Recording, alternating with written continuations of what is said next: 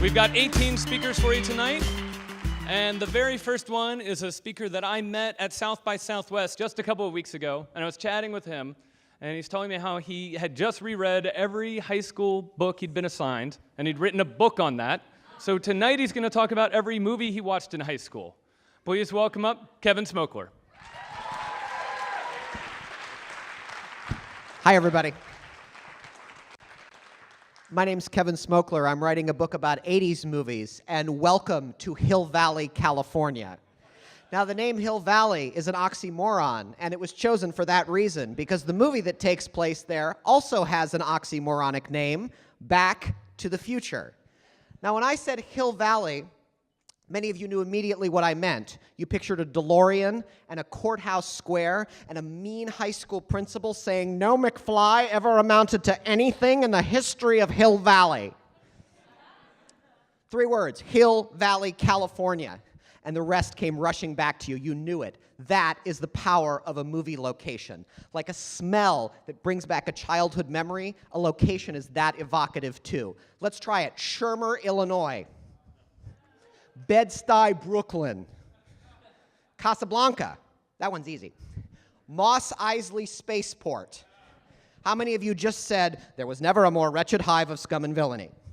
That place isn't even real, and you said that.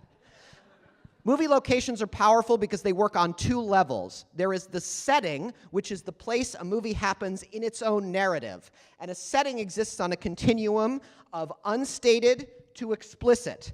Over here with unstated, we have the movie Seven, which says it takes place in a city and doesn't get any more specific than that. Over here we have Chinatown, which takes place in Los Angeles, is filmed in Los Angeles, and has Los Angeles in the title.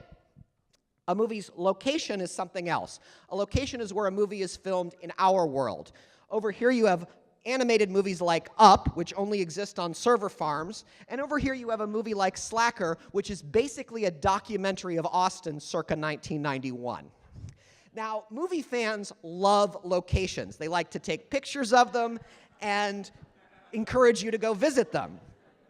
Professional critics and scholars don't care as much because I think they know about the business of locations. Getting a location is a job. It is a job by a person named a location manager. And because every second of filmmaking costs money, a location manager's primary concern is always budget.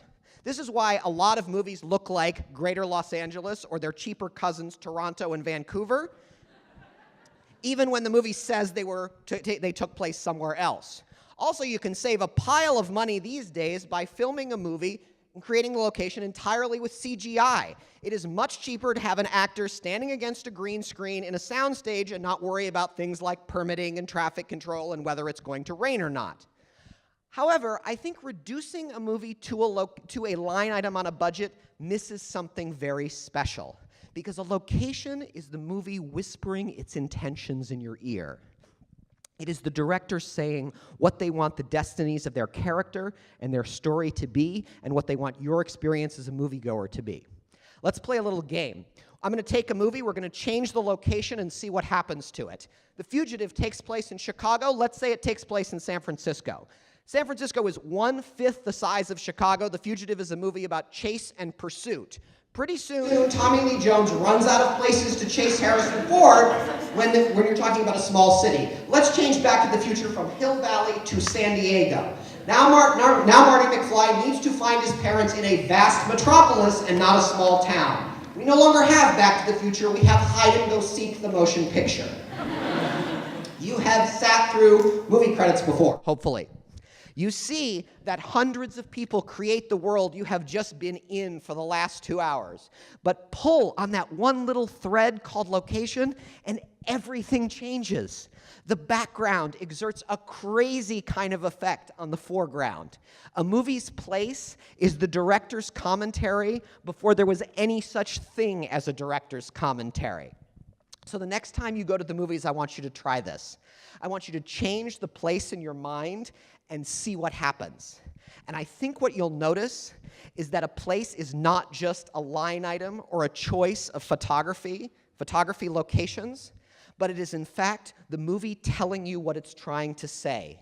It is the movie expressing not only its architecture, but its occupants.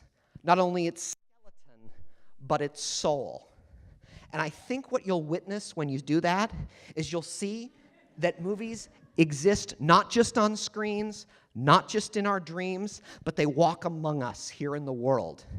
And they exist in places we know and we work, and in places we are only just beginning to imagine. Thank you.